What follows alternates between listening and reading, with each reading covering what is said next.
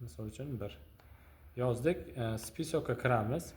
Spisokka kirganimizdan keyin bu yerda o'sha spisokda koordinatalarni kiritib olishimiz kerak bo'ladi. Ya'ni o'sha koordinatalari shart ravishda bu yerga koordinata kiritib olamiz.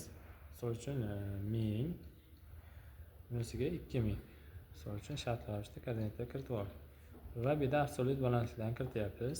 Misol uchun 700. O'sha absolyut kiritib oldik. Asosan bu o'sha gedis punktimizda koordinatalar va absolyut balandliklari kiritiladi. Votni bosamiz.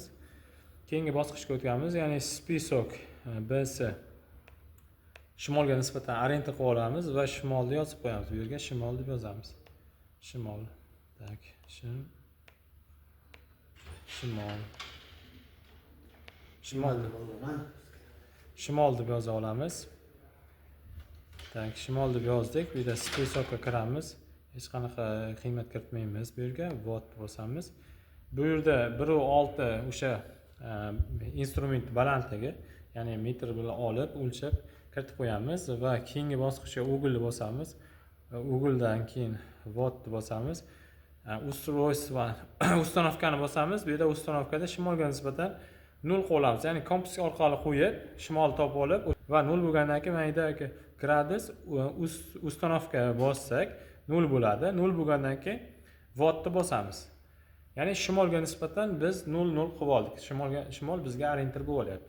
Endi bu yerda keyingi bosqich zapisni bosamiz. Ya'ni zapisdan keyin 3-bosqichga o'tamiz. Ya'ni SSOBS ni bosamiz. Ya'ni bosganimizdan keyin biz sanoq olishimiz mumkin. Ishchi holatga keldi. Endi birinchi nuqtamizga qaratamiz. Ya'ni birinchi nuqtamiz mana shu xonamizni burchak bo'layotgan bo'lsa, qaratib olamiz va qaratamiz. Qaratganimizdan keyin, ya'ni o'sha elektron taxometrimizni oldinga qarab burasak qotadi, ya'ni qotdi. Endi sanoqni olishimiz kerak. Sanoq olishimiz uchun biz zapis tugmasini bosamiz. Zapis bosdi, birinchi nuqtamiz qiymatlar oldi. Ikkinchi sanoqni olishimiz uchun mana votni bosamiz. Chiqdi. Ikkinchi nuqtaga qaratamiz. Mana ikkinchi nuqtaga qaratdik.